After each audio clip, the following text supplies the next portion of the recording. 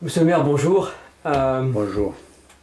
J'essaie de voir dans différents pays du monde comment les uns et les autres ont pu prendre en charge des situations pas du tout évidentes qui sortaient du quotidien et même des phénomènes qu'on connaît une fois tous les 10 ans et voir les meilleures idées qu'on peut avoir lorsqu'on se retrouve confronté, où il faut agir avec une grande intelligence en dehors des protocoles prévus, en injectant de la confiance, en ayant des idées de comment on va solliciter les uns et les autres. Bon, vous étiez au front sur l'affaire de Xynthia, et peut-être le mieux ce serait de vous écouter, de prendre le temps de regarder la chronologie, comment vous rentrez dans cette affaire, qu'est-ce que vous faites, et après vous laissez en tirer 2-3 enseignements, ce que vous auriez vraiment envie de dire, soit de futurs dirigeants, soit de futurs élus, soit à vos collègues, enfin, pour qu'on tire le mieux de cette expérience que vous avez vécue en direct, en pleine nuit, et avec des éléments qui étaient complètement déchaînés. Donc je vous écoute passionnément. Merci beaucoup. Écoutez, nous, comme vous dites, c'est du jamais vécu. Je ne souhaite pas le revivre parce que ça a été une épreuve terrible et en même temps extraordinaire, parce que il y a une conjonction d'éléments qui a fait d'ailleurs que cette tempête a été terrible. Alors il faut reprendre dans son contexte, si vous aimez, parce que on avait des informations que chacun a eu, pas eu, exploité, pas exploité. Moi j'ai eu, la veille, samedi, disons, entre 16h et 17h le soir, j'ai eu une information comme quoi la météo était... Enfin, la préfecture m'a dit, la météorologie est passée en alerte rouge. On n'avait jamais eu en France d'alerte rouge. Pour la première fois, on avait... Alors, alerte orange, on les a régulièrement, mais alerte rouge. Bon, c'est quand même impressionnant. J'ai dit, attends, on ne peut pas rester comme ça, c'est pas possible. Bon.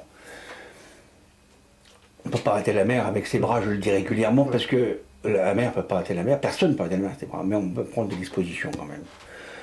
Donc, le premier élément, c'était alerte rouge. Deuxième élément, information toujours de la préfecture, hauteur d'eau à la pleine mer pouvant dépasser de 1 mètre à 1,50 m la hauteur d'eau prévue pour la marée.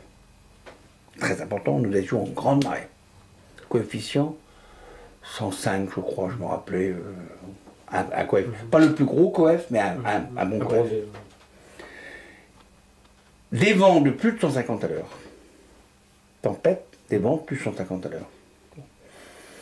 Pleine mer, à ce moment-là. Donc c'est la conjonction de ces trois éléments qui est la faute à pas de chance, je peux m'exprimer comme ça, mais qui a fait que ça a été exceptionnel. Parce que ça aurait pu être basse mer, ça aurait pu être un petit coefficient. Des tempêtes, on en a régulièrement. Hein. Bon. Comme celle-là, on en a eu. Hein. Donc cette conjonction des trois éléments, c'était quand même... C'est ça qui faisait l'alerte rouge. La conjonction des trois éléments. Moi, dans ma petite commune, au mois de février, il n'y a pas grand-chose d'ouvert. Hein. À 18 h, j'ai été voir quand même les petits restaurants qui étaient ouverts. Je suis passé, j'ai pris ma petite voiture, j'ai fait le tour des restaurateurs, des cafés. J'ai dit, on ferme de bonne heure ce soir à 22 h. La préfecture ne souhaitait plus avoir de voitures sur la route à 23 h. Moi j'ai dit à 22 h, vous fermez vos établissements, tous vos clients doivent être rentrés chez eux. Je veux personne sur la route. J'ai les instructions pour ne pas avoir personne, moi je confirmais personnellement en tant que maire. Bon. Et après je suis allé, alors là c'est la première fois que j'ai fait ça, je suis allé chez des amis qui ont plusieurs possibilités d'internet, puisqu'ils font partie de plusieurs organisations, c'est mieux, associations. Pour leur dire, je savais qu'avec un message internet, ils pouvaient prévenir tous les réseaux internet que nous connaissions nous. Alors on avait 3 associations, donc avec ces amis-là, on regroupait 3 associations, donc on envoyait les messages internet à tous les gens pour qu'ils aient le message que j'avais. Le vent, la marée. Pour leur dire, voilà, c'est ça, on ne peut pas vous en dire plus, mais ça existe, et c'est cette nuit, c'est cette nuit à 3 h, à partir de 3 h du matin. On a appelé quelques personnes âgées, et je me rappelle encore, ça m'avait frappé. Sur le moment, on a appelé une personne âgée que je connais bien, qui n'était pas bien sur Internet, qu'on a appelé au téléphone en disant, une personne âgée du village, mais qui a toute sa tête, mais qui n'est pas toute jeune, et qui m'a... C'est pas moi qui l'ai au téléphone, mais la personne qui me la passe en me disant « Monsieur le maire, le baromètre est comme en 99. » Elle nous disait « Le baromètre est comme en... » Moi, 99, j'étais pas là. 99, la mer était basse et le coefficient était 45. Hein. Bon. Sinon, l'île aurait été ravagée. Ouais. Donc voilà. Donc, et puis, ce soir-là, j'avais une soirée Lions Club. Ils n'avaient pas choisi leur jour, les malheureux. Où il y avait pas mal de notables, entre autres les copains maires. Bon. Moi, j'avais demandé à partir très tôt. J'avais prévenu en disant faites-nous le rapport rapidos, le danser, nous on n'en sera pas. Moi, je voulais me coucher quand même un peu. Donc, à 22h, je plie les bagages avec ma femme, mes copains qui étaient avec moi. J'avais deux, trois personnes du village. J'ai dit, on va plier les bagages.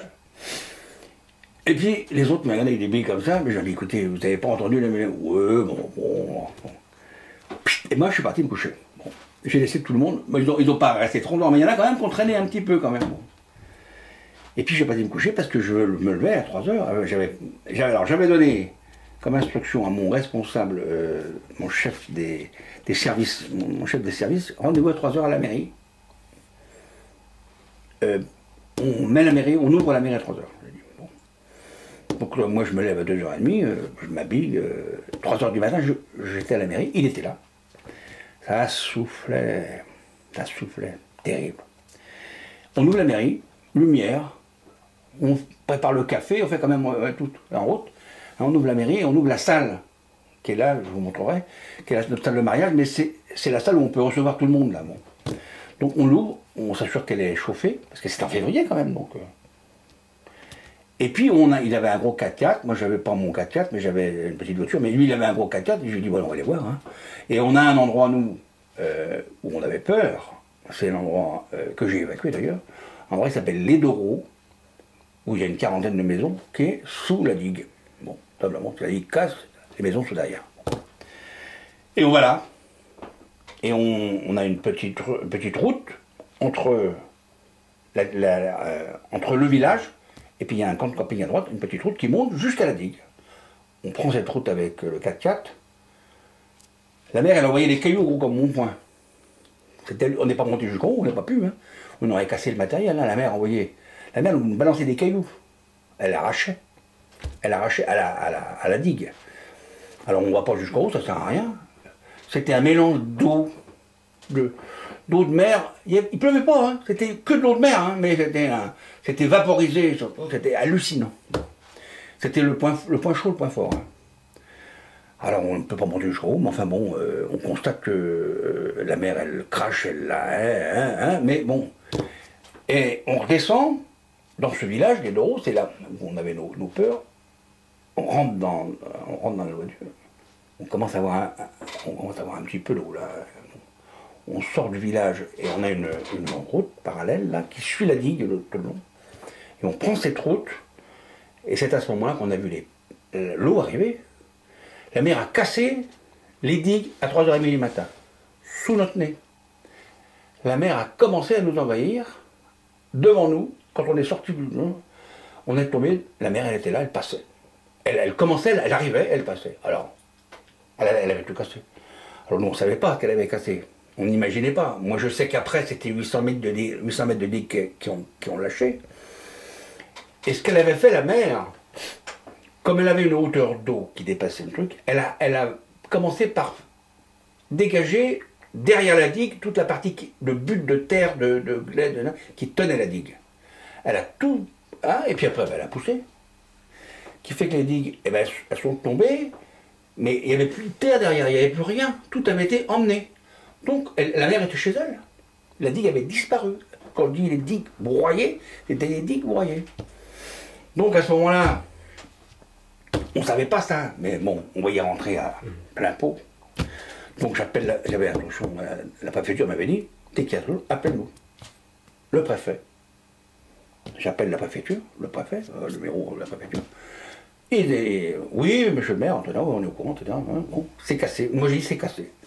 J'étais certainement le premier de loin à appeler pour dire que j'avais des problèmes. Bon, c'est cassé, ça rentre, ça pénètre. Et puis après j'appelle mes adjoints, tous ceux que j'avais mis, j'avais dit gardez votre portable à côté de vous, je vous appelle. Et j'ai appelé les 7-8 personnes dont j'avais besoin, tout de suite. Et j'ai pris la décision d'évacuer le village qu'on venait de prendre là, parce que l'eau, la mer rentrait, et les dangers étaient dans ce village. Donc on a évacué, très rapidement on a pu rentrer qu'avec des 4x4, et puis très vite après on a pu rentrer qu'avec le tracteur de la commune, parce que les 4x4 il y avait trop d'eau. Et on a évacué ce village. Bon, on a évacué 30 personnes, 35 personnes, entre 35 et 40 personnes. On a amené dans ma mairie, au chaud, mon petit café, les madeleines, étaient là. Bon. Et grâce à Dieu, et à d'autres choses, l'électricité n'a pas été coupée chez nous. Mais ça, c'est une leçon que j'ai prise, l'électricité. Vous savez qu'il y en a qui sont morts à cause des volets électriques. Parce que la plupart de ceux qui ont eu la grosse panne, le gros truc, la mer est montée sur les transfos, plus d'électricité. Ça, c'était la première leçon que j'ai tirée, moi. Je vous le dirai après, mais première leçon. Il faut de l'électricité. Il faut pouvoir chauffer les gens, allumer la petite lumière dans la nuit. Moi, je me rappelle ma mairie, la petite lumière dans la nuit. La mairie était ouverte. Elle était là pour accueillir les gens.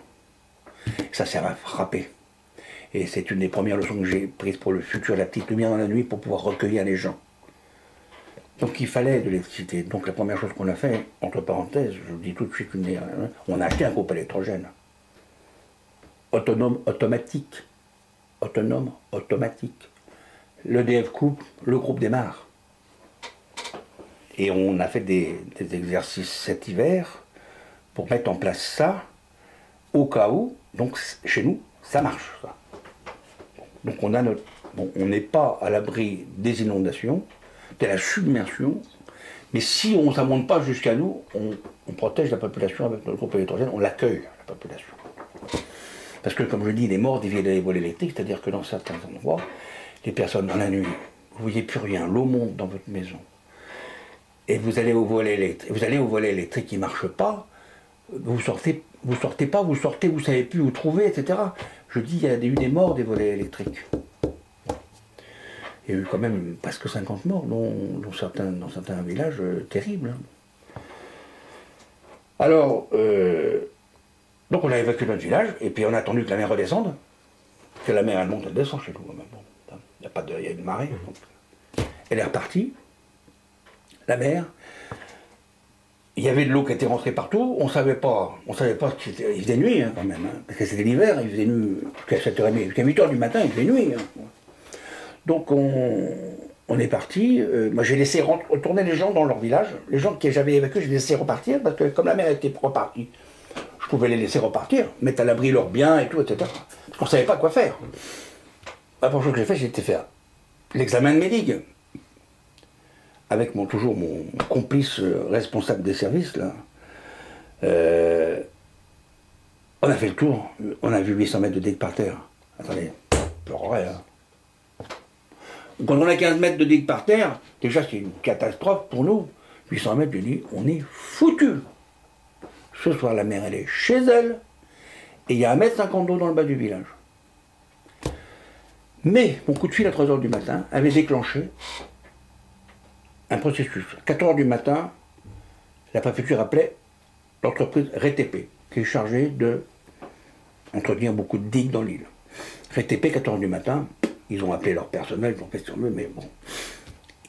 Il y avait un petit gars qui avait pensé au conseil général à mettre une grosse pelle sur un porte-char au bois-plage, pas loin d'ici, 10 km. Hein. Une grosse pelle sur un porte-char pour nous. Parce qu'ils savaient que si ça pétait, Saint-Clément était dans le coup. Bon. Donc il y avait pour nous une grosse pelle de prévu. La grosse pelle est arrivée chez nous à 11h du matin. Elle a mis 5 heures. Elle a mis 6h, 7h, c'était 4, 11, oui. Elle a mis 7 heures pour venir chez nous. Mais elle a fait le passage, parce que les villes étaient coupées en 3. Et notamment, quand vous êtes monté, vous avez un endroit où on a la mer de chaque côté. Là, c'était coupé. Et c'était coupé, et c'était la digue qui était la digue là était comme la mienne, broyée. Mais ma grosse pelle, elle a fait le passage, elle a fait le ménage. Ils ont descendu de la pelle du porte-char, Et ils ont nettoyé le passage, ils ont fait le passage pour les gendarmes, pour les pompiers, pour tous les gens. C'est ma grosse belle qui a fait le passage, et elle est venue jusque chez nous, elle avait l'intention de venir. Elle arrivait à 11 h. Entre-temps, mes entrepreneurs locaux, mes petits gars du village là, qui font du bâtiment, ils ont du petit matériel. Bon, pas du gros, mais du petit quand même. Bon. Ils avaient commencé à se mettre au boulot. Repoussant des bouts de digue, repoussant de la terre, repoussant... La grosse palette est arrivée, il y avait un pousseur avec, 3 camions, enfin bref, il y avait quand même du matériel. Hein. Tout le monde s'est mis au boulot. Tout le monde s'est mis. À 5 h du soir, la mer, elle n'est pas passée, elle a été bloquée. Le village n'a pas été envahi.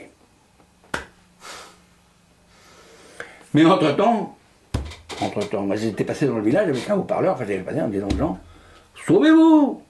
Si vous avez la possibilité, tous ceux qui étaient dans le bas du village, j'avais dit, sauvez-vous! Ce soir on a 1,50 m d'eau. Si vous avez la possibilité de vous loger sur le continent, sauvez-vous! Haut-parleur, hein? J'avais une petite canette à haut-parleur. Ce que je ne savais pas, c'est que l'île était coupée. Les gens ne pouvaient pas partir, ne pouvaient pas se sauver. Donc, de nouveau, on a changé de haut-parleur, on a dit vous ne sauvez pas, ça ne sert à rien.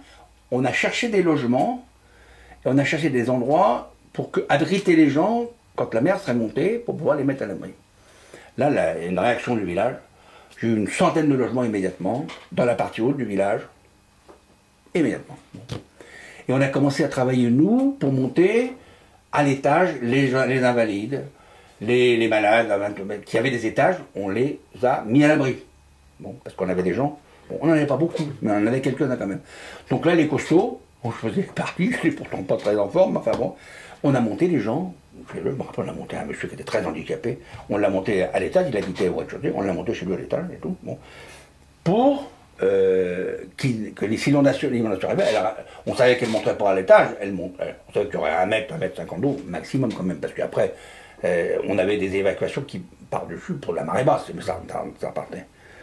Donc on a fait ça, bon, et puis là, la journée est passée à la vitesse grand V, et le soir, la mer n'est pas passée.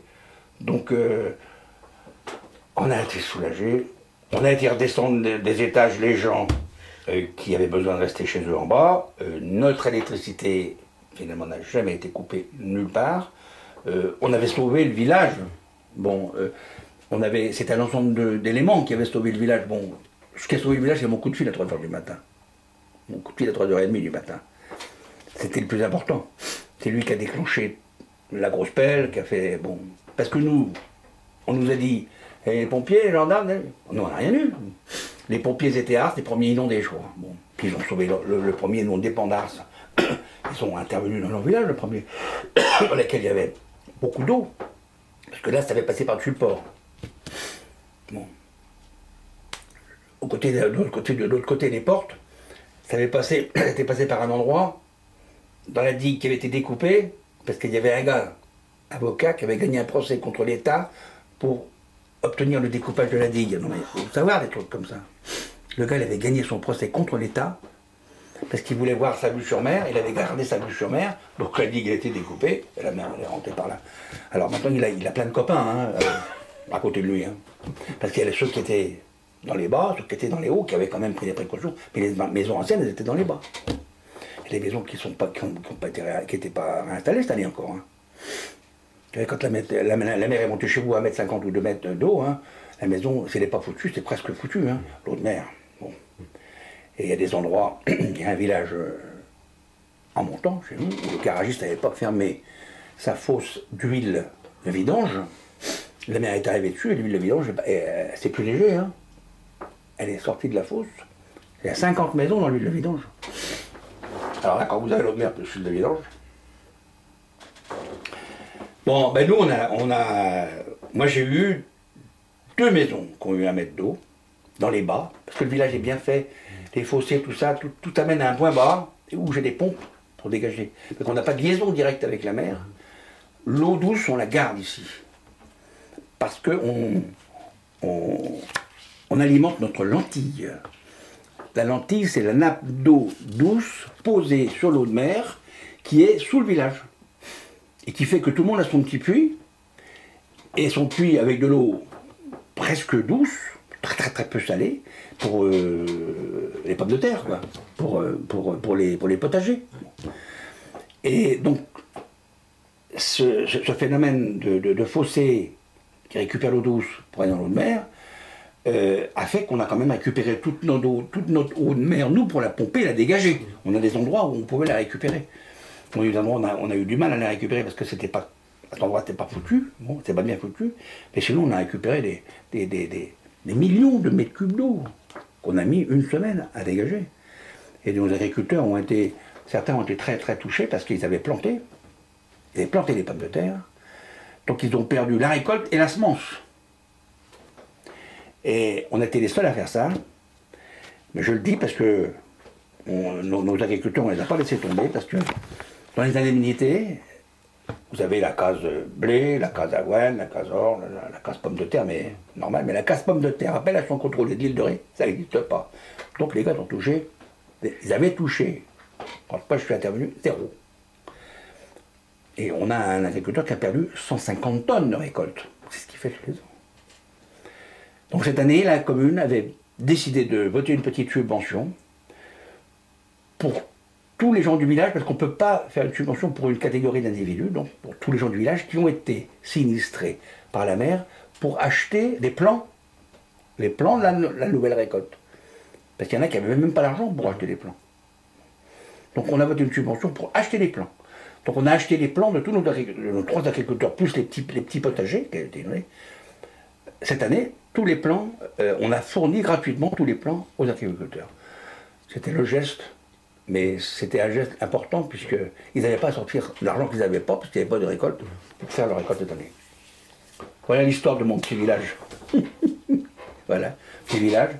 739 habitants en hiver, entre 8500 et 9000 en été, où on est bien, malgré la tempête.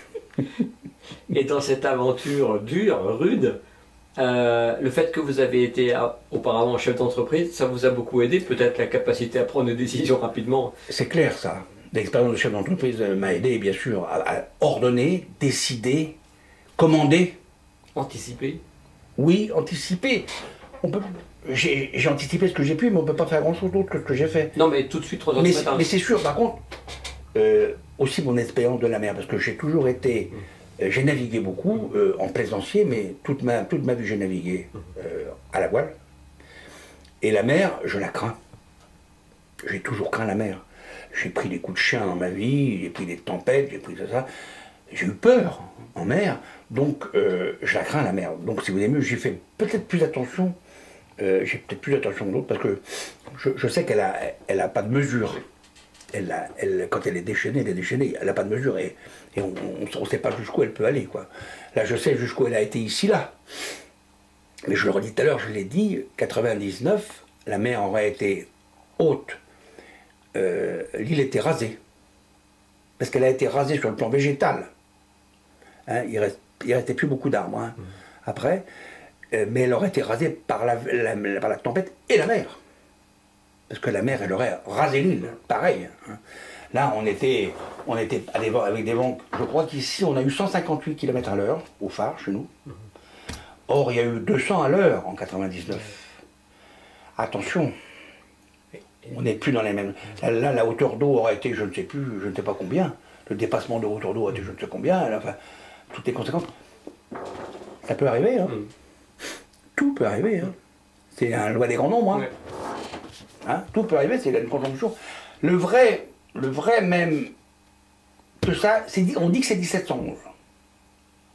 Parce qu'il y a eu des inondations dans l'île, des villages ont été inondés, mais c'est des ponctuels. Une digue cassée là, un truc passé là, je sais que les portes, mon village à côté a été inondé complètement en 41 ou 44, je ne sais plus. Bon, ils ont eu de l'eau, plein d'eau, mais ça a cassé chez eux. Mais c'est pas plus que chez nous. Les marais servent de tampon. On a toujours peur que l'inondation, on a toujours peur qu'elle vienne par les marais. Les marais, c'était limite, nous. C'était plein d'eau, parce qu'il avait cassé tout dans les marais. Elle n'avait pas cassé, elle avait passé par-dessus bord. Elle n'avait pas cassé dans les marais, elle avait passé, enfin elle avait cassé un peu quand même, parce que bon, quand la mer monte à ces hauteurs-là, les défenses qu'on a ne sont pas faites pour résister, donc ça avait cassé un peu dans les marais. Mais les craintes existe toujours par les marais parce qu'on ne se défend pas dans les marais. C'est plein d'eau de mer tout le temps, on a les défenses naturelles, etc. Bon, il y a toujours ce risque de marais qui existe, et là, certains envahissements l'ont été. Les envahissements des villages de l'autre côté, qui ont eu beaucoup plus de dégâts que nous, notamment la Coire, 450 maisons dans 50 dans le Villot, ils ont été envahis par un endroit où il n'y a jamais une ride. La fosse de Loire, il n'y a jamais c'est un abri magnifique, tout le temps, permanent. Mais la mer, elle est montée. Et elle est rentrée. C'est tout. Donc c'est pas un raz-de-marée. Enfin, c'est pas un raz-de-marée. Bon.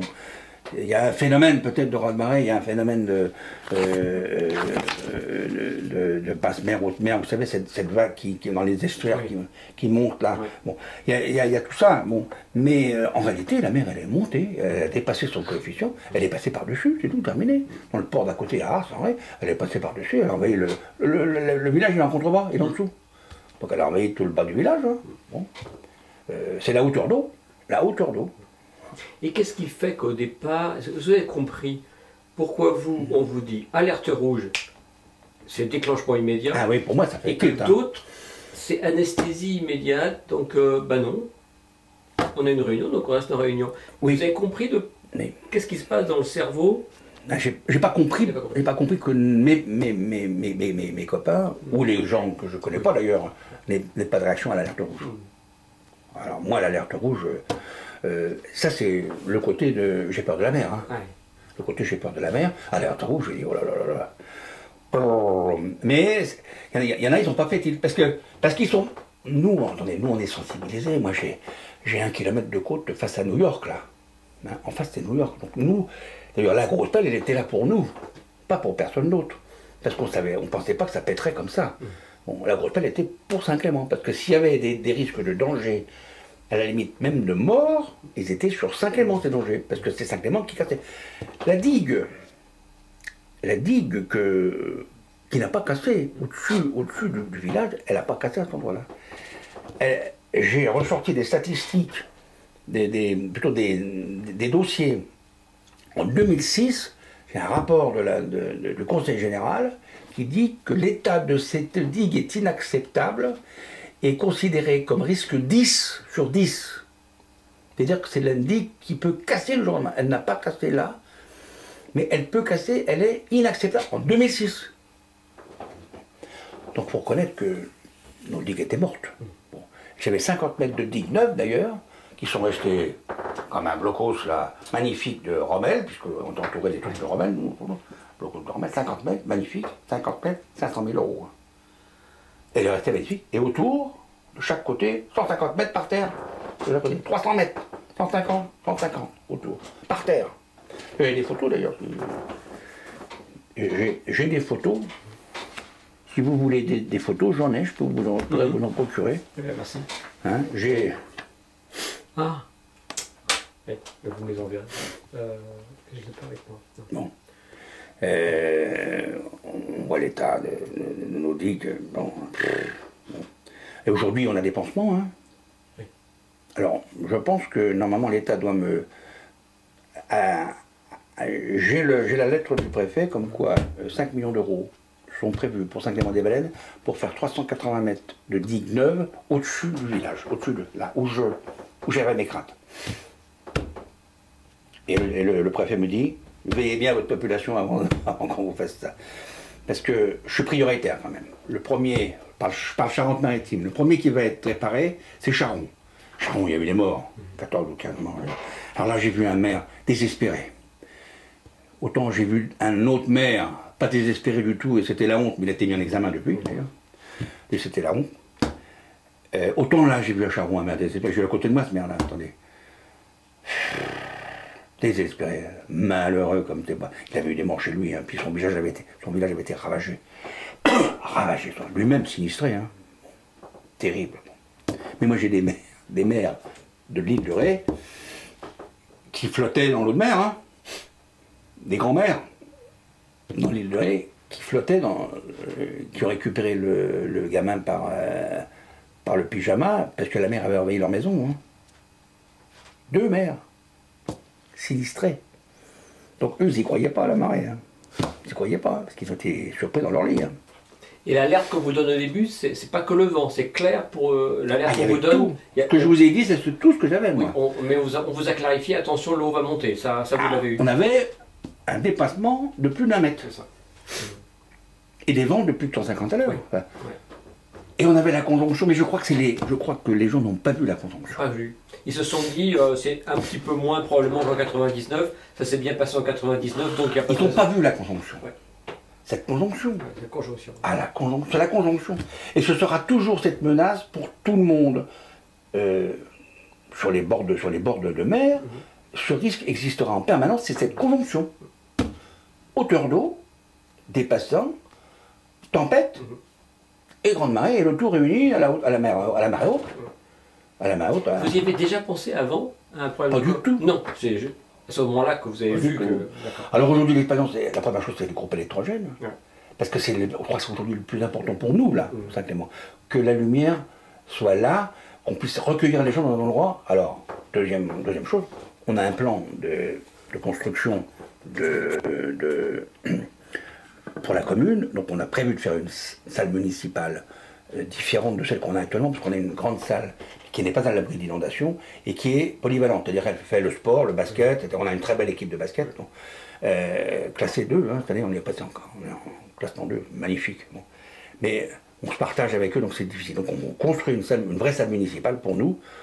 Donc cette salle est prévue maintenant, a été complètement, j'ai immédiatement donné les instructions, à l'abri de la submersion, pouvant recevoir une partie de la population, au moins 300 personnes, si on peut, avec possibilité de mettre des licans, des trucs, etc. Donc prévoir des rangements. Bon. Une salle pour le refuge de la population. Parce qu'aujourd'hui, on doit, là, en tant que maire, je dois avoir une salle de refuge de ma population, qu'elle puisse se réfugier. Si l'eau envahit, ça ne va pas être une vague de 6 mètres qui va nous envahir. Je pense que la plupart des gens risquent d'avoir la population capable de se déplacer, bon, qu'on puisse la mettre à l'abri. Donc, elle-même avec électricité et chauffage. Bon, qu'on récupère la population et qu'on s'occupe d'elle et qu'on puisse au moins la mettre au chaud. Au chaud. Les tempêtes, c'est en hiver, hein. Pas au mois d'août. Et vous avez eu des réunions avec les autres maires de l'île de Ré ou du On a eu Bouquet-L'Eau? plein de réunions avec les sinistrés. Les maires sinistrés. Alors il y a des maires qui se sont fait manger de la lune, si je peux m'exprimer, mais qui n'ont pas été sinistrés. Et les maires sinistrés. Mais chacun son sinistre. Chacun sa tempête. Et c'était pas les mêmes. Ceux qui ont été envahis par l'eau qui est montée d'un seul coup, c'est pas des digues cassées hein, qu'ils ont eu. Donc eux, ils ont eu à gérer des dégâts, des inondations de gens, ils ont eu à gérer des indemnités, des assurances, tout plein de choses. Voilà, l'assurance, je me suis préoccupé. Je vous dis, j'ai eu 2 maisons, vraiment rien, et j'ai eu 30 maisons avec 20 cm d'eau. Donc on a géré ça, bien sûr. J'ai mis une personne qui est responsable des assurances chez nous, en plus qui était à la retraite des assurances, qui connaissait le bonheur. Elle a dit, on va s'occuper de vous si vous avez des problèmes, alors faites vos déclarations, tout, etc. Donc on a géré ça. On a géré aussi, parce qu'on a quand même eu beaucoup de gens qui se sont portés volontaires, bon, des gens qui nous ont aidés sur le plan financier, bon, on a eu des politiques qui nous ont aidés sur le plan financier, donc on a géré ces capitaux qu'on recevait pour les donner aux gens chez nous. Hein. Et puis on a orienté, on a même eu des gens très généreux, des mairies, d'autres mairies très généreuses, qui nous ont dit, voilà, on avait prévu pour tel événement d'envoyer de l'argent là, on voudrait vous envoyer l'argent. J'ai dit non, j'en ai pas besoin, moi, mais à côté, vous pouvez l'envoyer. Donc j'ai orienté même, parce que chez Calacoire, par exemple, il avait 450 maisons, il y avait des gens qui avaient plus de besoin que moi avec mes 2 maisons. Donc j'ai orienté, et ça a été sympa d'ailleurs, parce qu'ils ont accepté autant d'aller là-bas que venir chez nous. Ils venaient chez nous parce qu'ils nous connaissaient. Ils les ont envoyés à côté en disant allez-y, eux ils ont besoin plus que nous. Aujourd'hui, il y a eu des solidarités exceptionnelles. Et puis les pompiers qui sont venus nous pomper l'eau. On a eu des pompiers de tout le sud, les pompiers des Landes, les pompiers de Toulouse. Oh, ils ont été comme ça, nos pompiers. Alors eux, ils avaient des petites pompes, 50 mètres cubes, alors c'était long. Hein. Alors heureusement, on a eu, nous, des gens qui nous ont envoyé des grosses pompes. La soeur, notre marchand d'eau, on a envoyé des pompes de 500 mètres cubes heure, 4 pompes de 500 mètres cubes heure, plus nos 2 pompes de 500 mètres cubes heure. On avait 6 pompes à l'endroit de 500 mètres cubes heure. 3 millions. plutôt 3000 mètres cubes l'heure, 3 millions de litres à l'heure. Mais on pouvait y aller, hein. Il y en avait. Il y en avait, hein, à l'eau. On pouvait y aller, hein. Et au début, comment vous y pensez à cette affaire association Internet? Ouais, comment on y pense à ça? Alors ça, bah, écoutez, moi je suis pas Internet du tout, j'ai pas d'écran, j'ai rien du tout, Oui. je suis pas spécialiste, mais je sais quand même comment ça marche. Et aujourd'hui, c'est formidable, c'est le seul moyen de vraiment tout joindre tous les gens. Mon message, il a été reçu par plein de gens, même qui ne sont pas du village. Parce que dans les associations, il y avait des associations, notamment des gens qui s'occupent des écluses de l'île de Ré. Donc c'est une association de l'île, parce qu'ils sont solidaires les uns les autres, ils ont tous des écluses en charge. Les écluses, c'est des endroits où on pêche. On pêche marée haute, marée basse. Hein. On a fait un mur en mer, hein. La mer monte, elle se retire et les poissons sont prisonniers. Donc ces écluses, alors eux, entre autres, donc, ils étaient dans le coup, donc ils ont reçu le message. Alors, eux ont aussi diffusé les informations qu'ils avaient à diffuser, parce qu'on a joint quand même pas mal de gens. On a joint, je pense, par le jeu des 3 associations, on a joint 500 ou 600 personnes quand même. Oui. Les petits faisant des petits. Largement au-delà de la commune. Ah oui, surtout dans la commune, moi j'avais, en février, dans la commune, surtout qu'on n'est pas au plein, parce que la commune, comme je vous l'ai dit, c'est 730 habitants, s'ils sont tous là. Mais au mois de février, il y en a beaucoup qui sont à la Martinique, d'autres qui sont partis, d'autres qui sont pas là. Les gens qui passent leur été, leur hiver plutôt au chaud, ils sont pas là, quoi. Donc, puis les résidents de Grenier ne sont pas là non plus.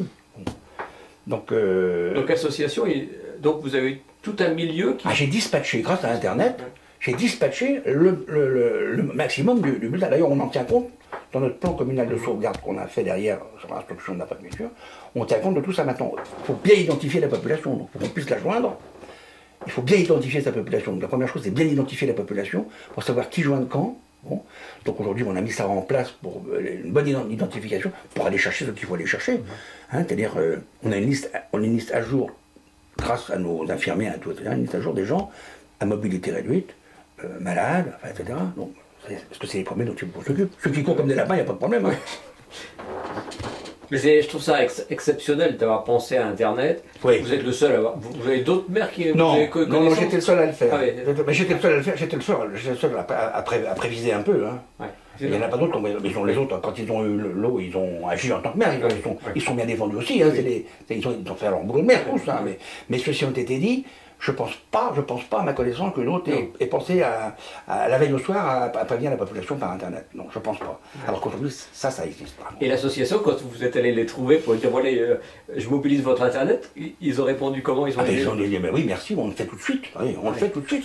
Ils ont tout de suite envoyé. Bon, c'était un message court, hein, et tout le monde l'a eu, par contre. Et qu'est-ce qu'il disait le message? Faites attention. Tempête cette nuit. Cette nuit, attention. Les vents, c'est alerte rouge. Ouais. Les vents peuvent dépasser plus de 150 à l'heure. La hauteur d'eau peut dépasser 1 mètre. Donc attention. Mais on ne pouvait pas en dire plus. Et on pouvait que donner les éléments qu'on avait. Des gens l'ont capté le message. Il y a des gens qui étaient sur Internet, oui. Complètement. Complètement. C'est ce qui fait qu'après, beaucoup de gens m'ont dit merci, merci, merci. Merci. Vous avez fait un bon boulot. Vous avez fait un bon boulot. Ils avaient été prévenus. Bon. Alors, je ne sais pas si dans les autres villages, surtout ceux où ils ont eu des morts, s'ils avaient été prévenus, je pense qu'ils avaient été prévenus. Ils auraient pris des précautions. Ouais. Je pense qu'ils avaient été. Si on avait pu leur dire attention, il y a des dangers, je pense qu'ils auraient pu faire attention. Je pense, j'en sais rien, mais je pense. Parce que quand les gens sont prévenus, quand même, ils se mettent en alerte. Enfin, ils sont. Moi, je sais que je peux vous dire que quand j'ai appelé au téléphone les quelques personnes que j'avais besoin de venir, ils étaient là, les 5 minutes qu'ils venaient, hein. Le téléphone était chaud. À mon avis, je soupçonne de ne pas dormir. Il ne devait pas dormir parce que ça soufflait tellement que celui qui est un petit peu à l'écoute, il ne dormait pas. Quoi. Bon, parce que ça souffle. Attendez, ça soufflait. Hein. C'est impressionnant. Hein. Et les associations, là, pour Internet, vous saviez déjà qu'ils utilisaient Internet? Vous saviez Je savais qu'ils correspondaient comme ça. Ah, vous saviez ça? Et c'était quel genre d'association? D'entraide? Ah non, c'est des associations pas du tout d'entraide, c'est de copains qui font des balades, ils font des trucs ensemble, qui ont une vie, de loisirs. Ça n'a rien à voir avec l'urgence, rien du tout, rien à voir. Une vie de loisirs, mais et puis d'autres qui s'occupent des écluses, là, bon, associations de gens qui ont envie de faire des choses ensemble, quoi. Bon. Et nous, il y en a une qui s'appelle, on a le déjeuner de l'association bientôt, elle s'appelle le Club Villageois. Bon, le Club Villageois, bon, alors il y a aussi chez nous, alors on a le Club Villageois, on a l'association qui s'occupe des festivités villageoises aussi, qui est une association un petit peu différente. Alors elle s'occupe de tout ce qui brille pour la commune, donc toutes les fêtes, c'est eux qui les prennent en charge. Bon, eux aussi, on les a en liaison. Et puis l'association pour les écluses, là, donc on a trois associations bien vivantes. Oui. Donc ils ont la liste d'adresses, etc., donc ça part tout de suite. Voilà, alors, il y a les croisés, hein, parce qu'il y en a qui sont dans les trois. Hein. Ils ont plusieurs messages. Bon, ils disent, tant mieux, bon, ça va bien. Quoi. Bon, mais il n'y en a pas beaucoup qui sont... Enfin, il y en a qui sont croisés, mais il n'y en a pas tellement. Hein. Bon, et il y a des gens, vous croyez, qui ont reçu le message par Internet et qui sont allés réveiller le voisin pour dire attention, il se passe quelque chose. Vous n'avez pas entendu ça? Ça serait amusant d'avoir le retour d'expérience. Je ne sais pas. Ouais. Je ne sais pas. Peut-être il y en a qui l'ont fait sur une personne âgée ou quelque chose. Ouais. Une personne, vous voyez, dite à mobilité réduite. Ça. Nous, on a essayé de jouer le maximum de ceux qu'on connaissait. Ça, ouais. Là, on a fait du téléphone. Hey. Là, on a fait du téléphone. C'est pour ça que j'ai eu la réaction d'une petite grand-mère qui m'a dit Monsieur le maire, le baromètre, il est comme en 99, donc ça veut dire qu'il était au fond. Bon. Alors, ça, c'est une réaction d'une personne qu'on connaissait, nous. Ouais. Donc, parce qu'en dehors de mes 3 messages, on avait pris l'annuaire, et puis avec une personne du village qui connaît bien tout le monde ici, qui s'appelle Marinette, d'ailleurs, il n'y a pas de secret, avec Marinette, qui est un peu partout dans toutes les associations, on feuilletait et on téléphonait aux gens qui n'avaient pas Internet et puis qu'on pensait qu'il fallait les prévenir. Quoi. On n'a pas perdu le téléphone, vous n'avez pas perdu le portable non plus, tout à fait. Alors, les portables ont toujours marché, pratiquement. Si ça ne marchait pas sur SFR, ça marchait sur Orange. Ça ne marchait pas sur Orange, sur Owic. Ouais.